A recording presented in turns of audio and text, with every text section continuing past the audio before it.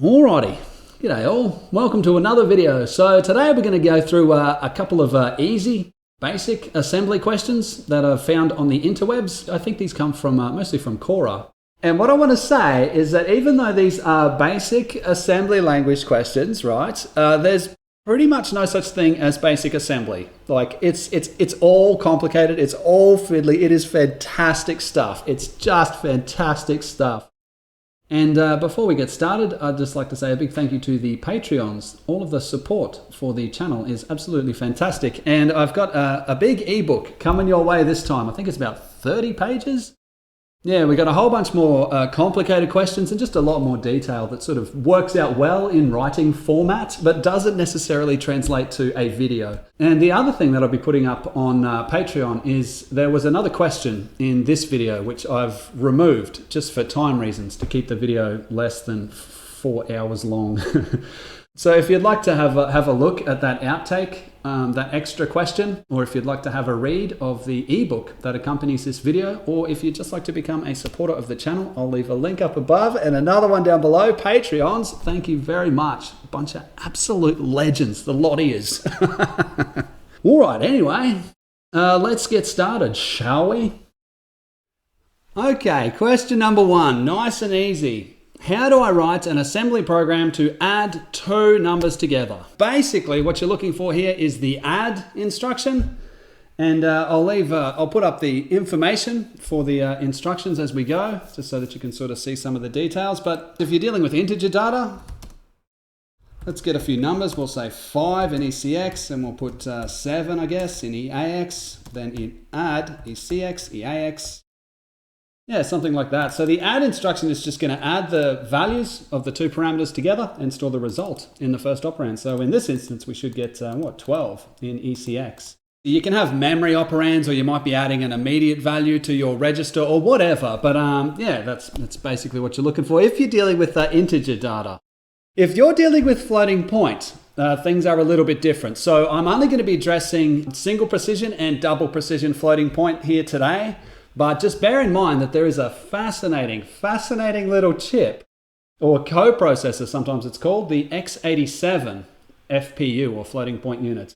Let's not talk about x87 today. It's a great chip, weird little stack, and it's crazy registers. And at any rate, if we've got floating points, I'll just make a few floating point numbers up here in the data segment, or in RAM. If you just want to add two floating point numbers together, then the instruction that you're after is add SS, for add scalar single.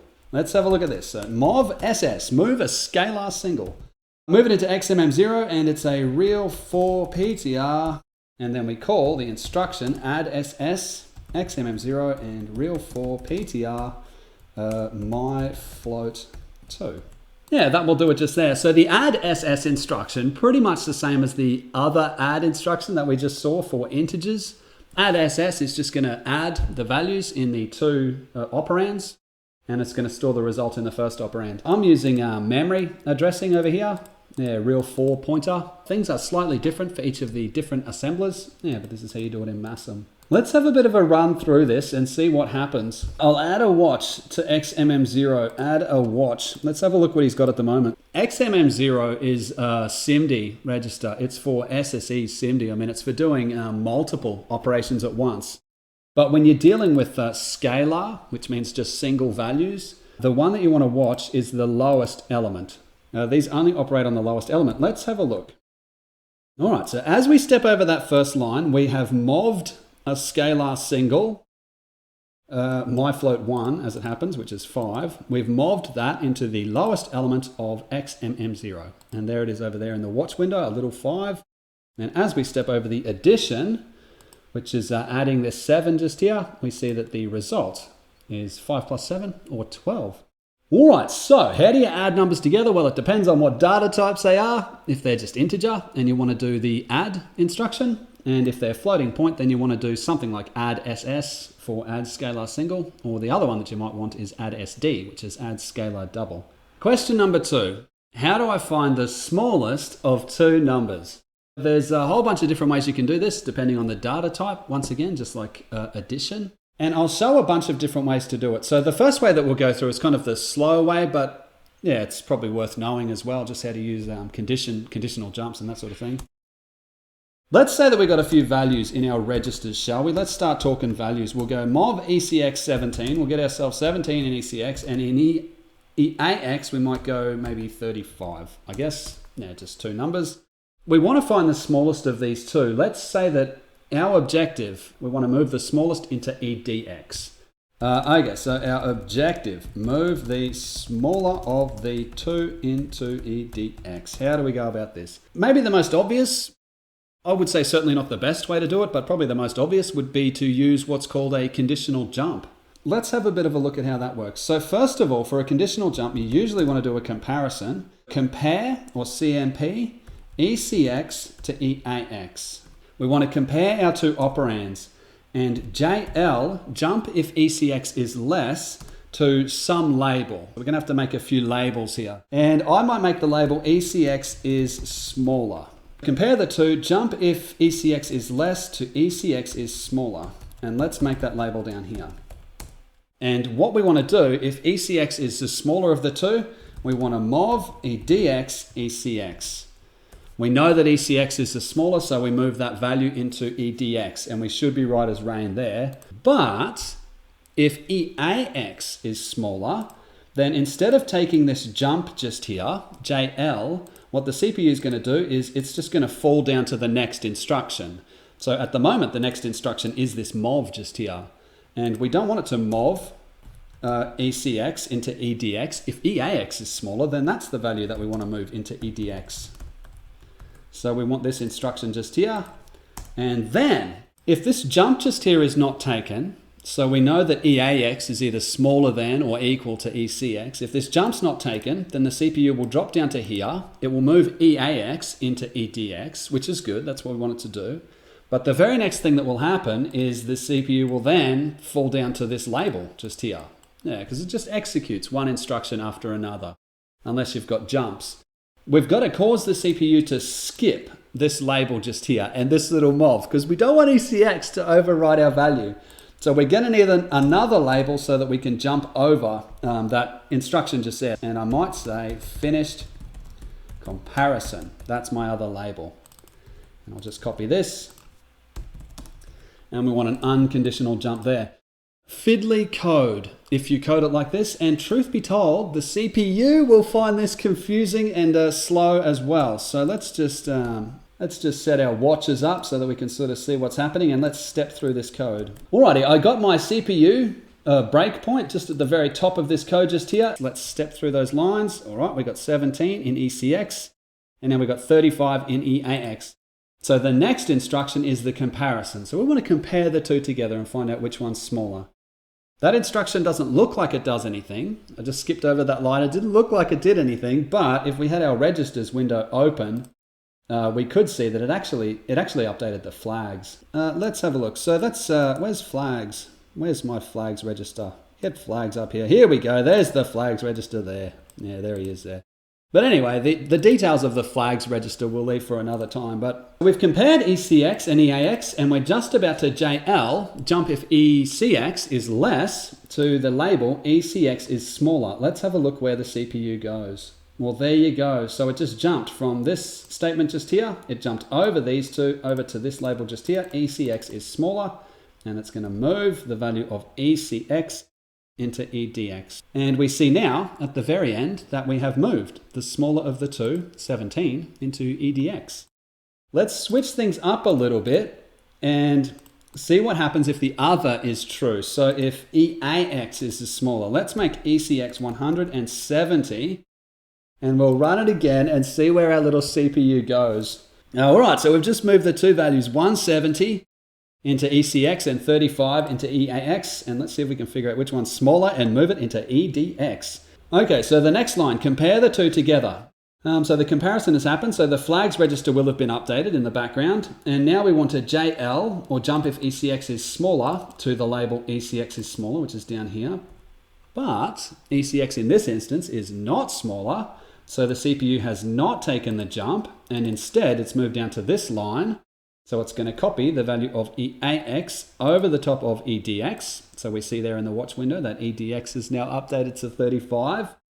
And the next instruction is an unconditional jump to the label finished comparison. And we see that the final value is 35. So that's one way to find the smallest of two numbers. And if you're in a situation where you have to show your instructor that you understand jumps and comparisons and things, this might be the best method to demonstrate that sort of thing. If you're in a situation where you're actually trying to code this, then that's not a very good way to do it. There's a better way to do it. So let's have a look. All right, so mov edx eax comp ecx eax, and then what do we want? C mov l edx ecx. Yeah, so let me just put a few little, this is assume eax is smaller, and this is compare eax and ecx. Actually, I should put these the other way around. Compare ecx to eax. And then conditionally overwrite edx with ecx if it's smaller. The conditional move instruction is pretty much the same as the conditional jumps. There's probably 20 or 30 different conditional jumps just based on the conditions that you're checking. This is your JL for less, JG for greater. We've got jump on the parity flag being odd or even, all sorts of different things. But there's also a conditional move for each of those conditions. What the conditional moves do is if the condition is true, then the second operand is copied over the first. But if the condition is false, then the conditional move does nothing. It's nice and simple, much cleaner code than before when we had all of these labels and conditions and jumping around trying to skip certain sections of code. I mean, this is a much clearer way to do this. And the CPU will perform this much faster as well in general. All right, let's have a bit of a step through our code. So we got ECX, EAX. Oh, we'll move our little values into ECX and EAX. We got 170 and 35. And then the next instruction assumes that EAX is the smaller by just copying it over our answer, EDX, and we see the little 35 there in EDX. And the next instruction actually performs the comparison to check if ECX is smaller. And the conditional move in this instance did not perform the copy because the condition 170 is less than 35 is false. So if we stop and we go back to our other values, 17 and 35, we should see the conditional move overwrite EDX. Let's have a look at this. All right, we got 17 and 35 in ECX and EAX.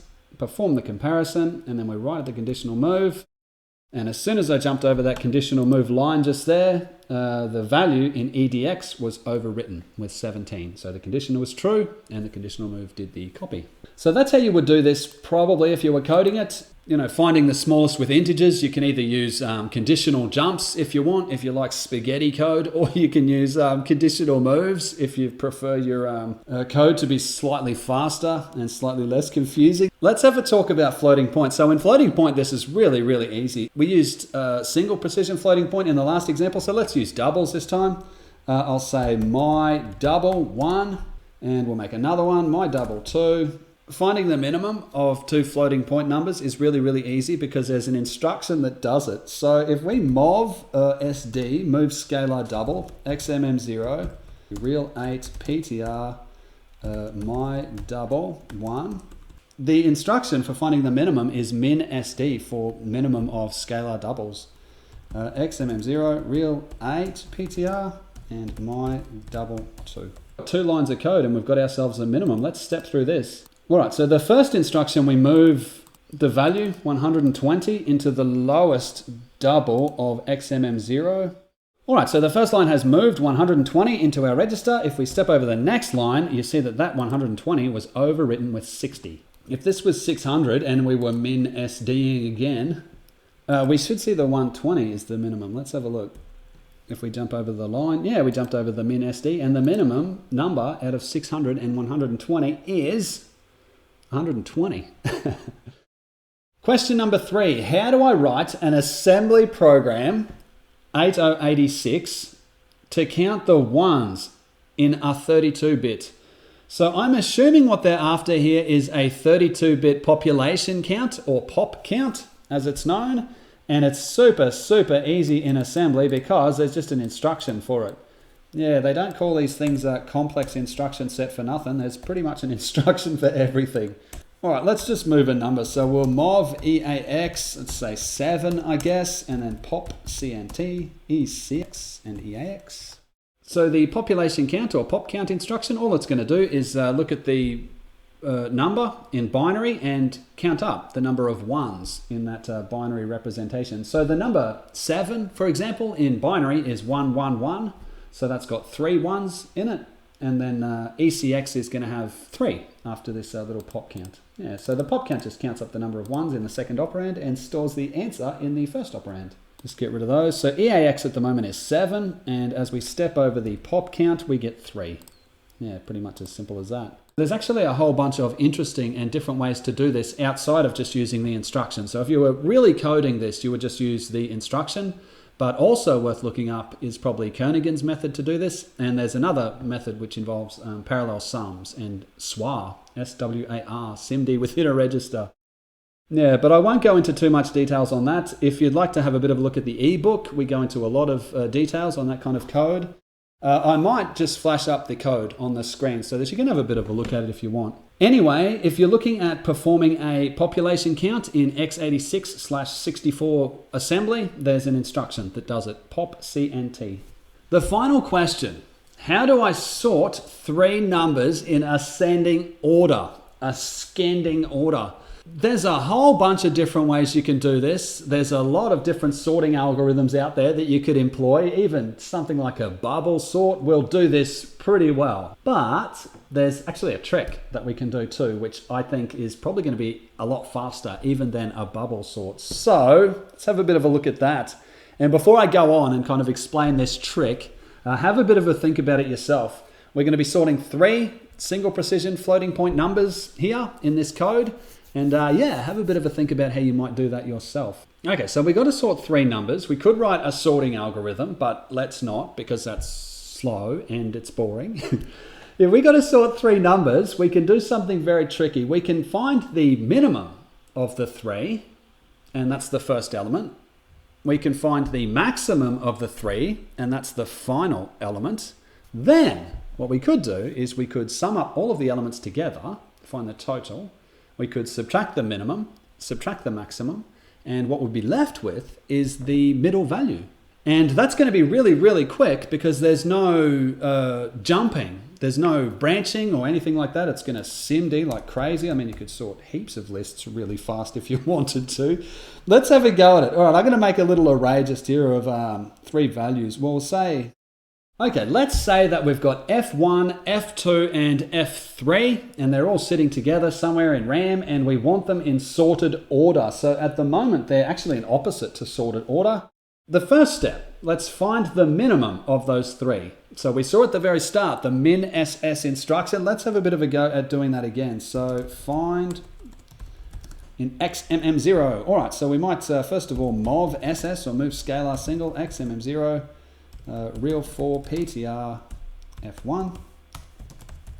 Assume the smallest is F1.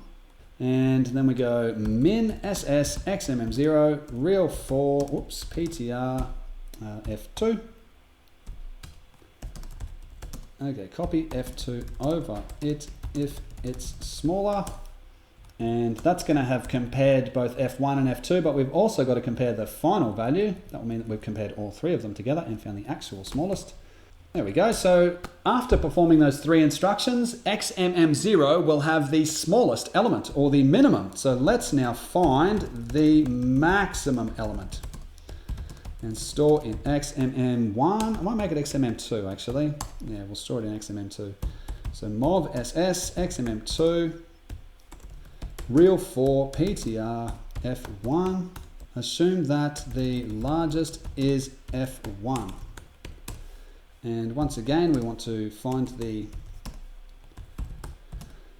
then to find the maximum, we'll just use max SS for maximum of scalar singles, F2, and this is overwrite if F2 is larger, and max SS XMM2 real for PTR F3, and this is overwrite if F3 is larger.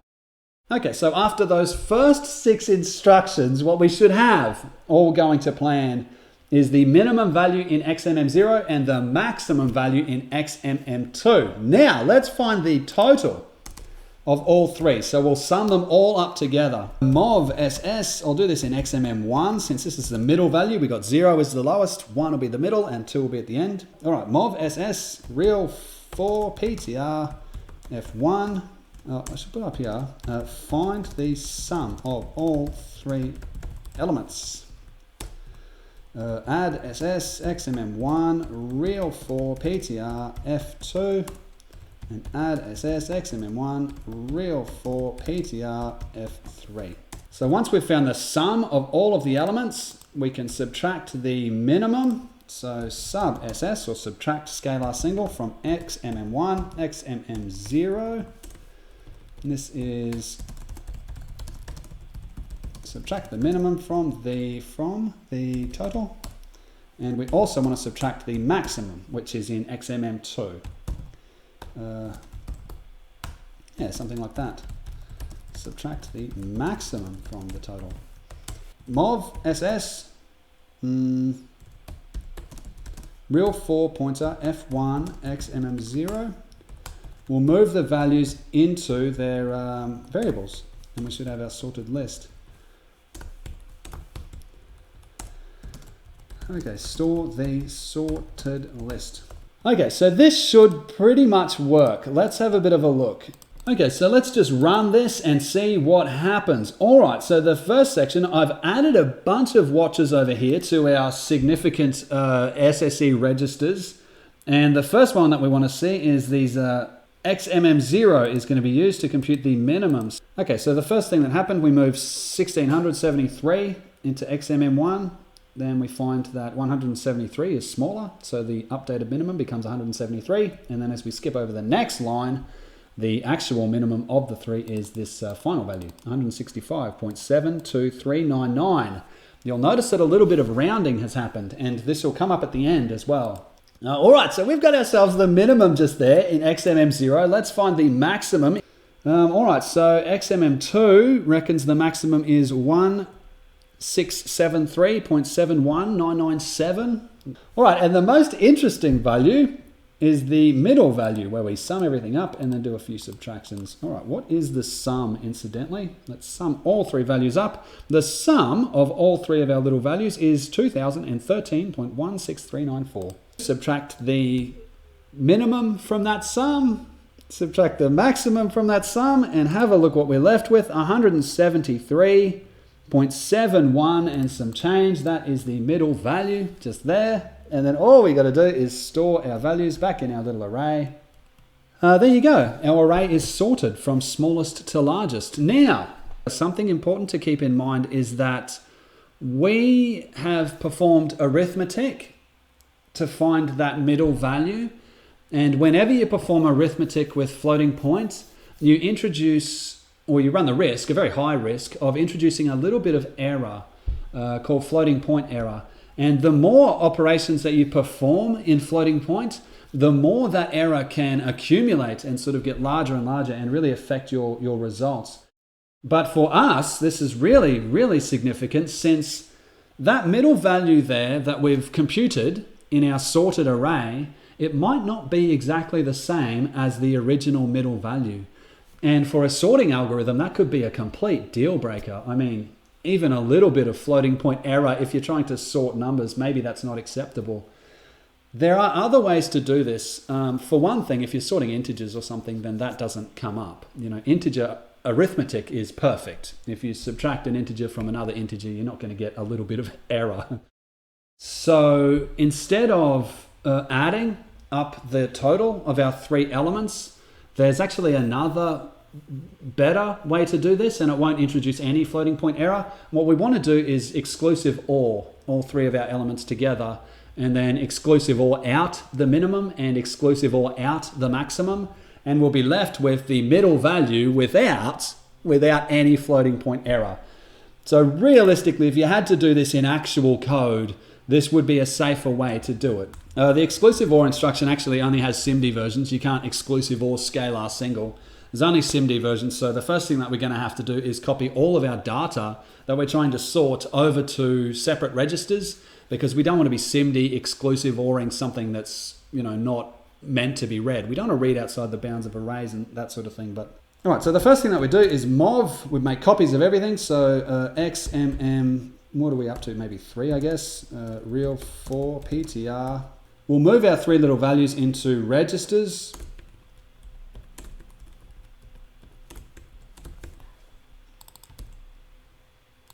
And then from there on, instead of using F1 and F2 and F3, we can just refer to our register copies of those values. This does make the code quite a bit more difficult to read, and you could use EQU or equates to make your code a little bit easier to read. That's often a very good idea.